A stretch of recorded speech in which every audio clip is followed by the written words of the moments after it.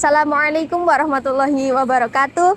Di video kali ini saya akan menjelaskan tentang pendidikan Islam di Filipina Selatan. Yang akan saya jelaskan di video kali ini yaitu tentang sejarah pendidikan Islam di Filipina, sistem pendidikan Islam di Filipina, dan prospek pengembangan kerjasama Islam Indonesia di Filipina. Islam masuk ke Pulauan Sulu sekitar abad 13 dibawa oleh Tuan Masyayikha. Di Badato, tidak jauh dari Jolo Pulau Sulu, ditemukan sebuah batu nisan atas nama Mikbal 1310 Masehi. Penemuan batu ini menjadi bukti arkeologis masuk dan berkembangnya Islam di Filipina.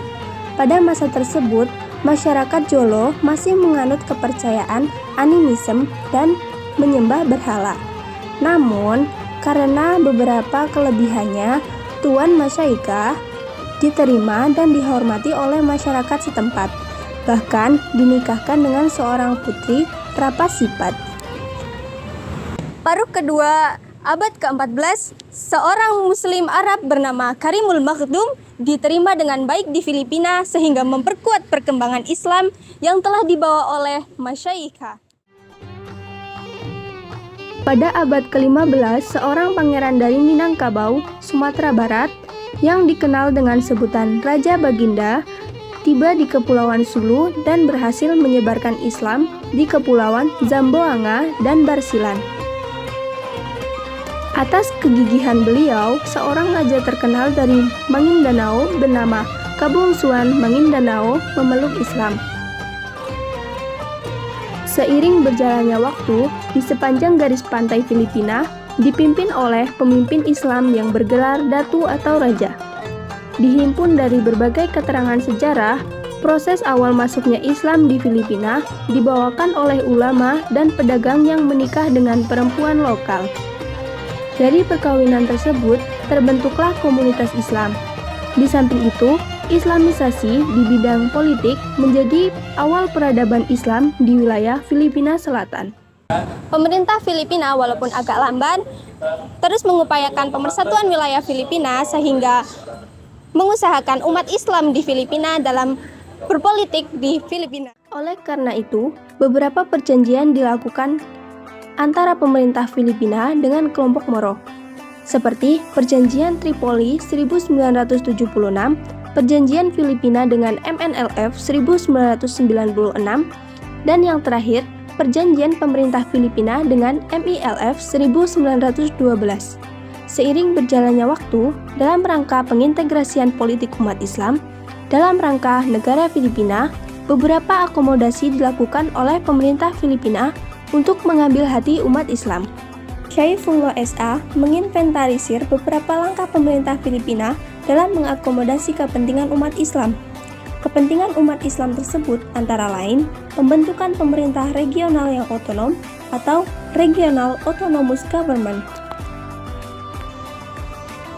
pembentukan Kementerian Urusan Agama Islam, pembentukan Badan Pengelola Perjalanan Haji Filipina, mendirikan Institut Studi-Studi Islam Universitas Manila, mendirikan King Faisal Center of Islamic and Arabic Studies, Mindanao State University, Pusat Studi Perdamaian Filipina Selatan atau Southern Philippine Center of Peace Studies tahun 1979, melancarkan Philippines Amanah Bank dan Dana Pembangunan Muslim 1973. Beralih kepada sistem pendidikan Islam di Filipina yang tentunya berbeda dengan sistem pendidikan di Indonesia.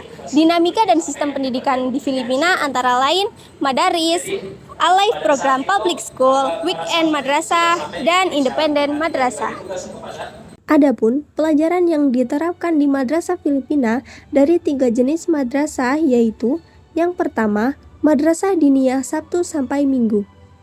Madrasah Diniyah Sabtu sampai Minggu umumnya ditujukan bagi siswa yang bersekolah umum di pagi hari. Mata pelajaran yang diajarkan mencakup Al-Quran, hadis, tauhid, fikih, sirah, qawaidul lughah, tajwid, imro, dan qiraah. Yang kedua, Madrasah Diniyah Reguler.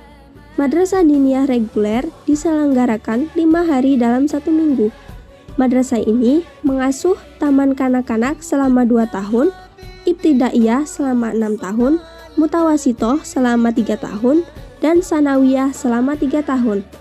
Mata pelajaran yang diajarkan adalah pelajaran agama yang bersumber dari kitab seperti tafsir, nahwu, tauhid, hadis, tafsir Ibnu Katsir, Subulus Salam, Matan Jurumiyah, dan lain-lain. Yang terakhir, madrasah integrasi. Madrasah ini merupakan hasil pembaruan dengan mengembangkan 2 jenis pendidikan, yaitu pendidikan agama dan pendidikan umum. Pengintegrasian madrasah ke sistem pendidikan di Filipina telah dilaksanakan sejak tahun 1982. Madrasah mendapat pengakuan dari Menteri Pendidikan, Kebudayaan, dan Olahraga.